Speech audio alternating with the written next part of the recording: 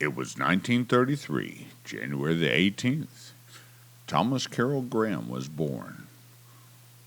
There wasn't too much remarkable about him, other than the fact that he had the brightest red hair you ever saw. He grew up during the Depression, and it was tough times in Malcolm, Alabama, where he was born. He joined the National Guard in Alabama when he became of age. It was right after World War II, so he was immediately asked to enter the Navy for the Korean conflict.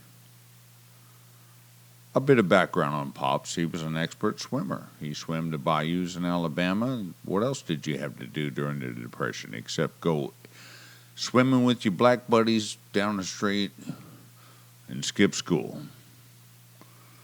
Well, that's what he did. The Korean War started, and he was part of the Incheon invasion. He had to fish so many soldiers out of that freezing water because he was an expert swimmer for the Navy. Think about it back then. They didn't have scuba divers and stuff like that. They had frogmen. That's what they called those fellas. And he was one of those guys. When he got out of the war, he went to work for Sinclair Oil, which would eventually become Gulf Oil. And when it did, they offered dealerships to employees. My father decided to buy a dealership in Houston, Texas, because he was out of the war and he was attending the University of Houston and driving a city bus to put himself through college. He took over that dealership at Edlow and University Boulevard, and the rest is kind of history. Now, for the rest of the story. It was probably 1972 or 1973. I had finished kindergarten, and it was my first day of first grade. My brother, being the older brother, kicked my ass all the way down the block and said, "We got to go to the bus stop. It's your first day of school." So we went to the bus stop. I had no idea that the bus stop was my father's Gulf service station. All the kids were lined up on the bench waiting on the bus to go to school. My dad just stood there in the middle of the driveway with his arms folded, wearing a white Gulf Oil shirt.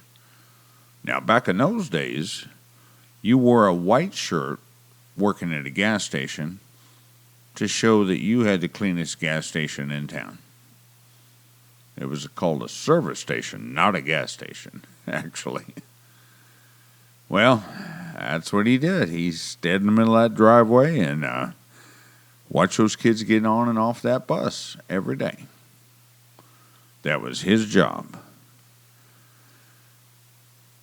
He was such a good guy. Some of you guys are going to read this post and realize exactly what I'm talking about. I walked up to my dad that day and I says, "Hey, what are you doing?"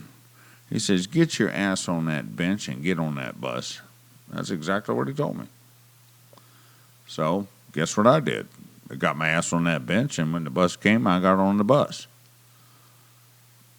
Regardless, he was a bit scary, but he was always a sentinel there in West University Place and Southside Place for the kids.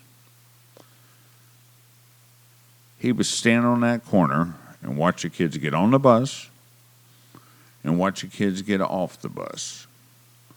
And he took note of everything, and if anything went sideways, my dad was on it.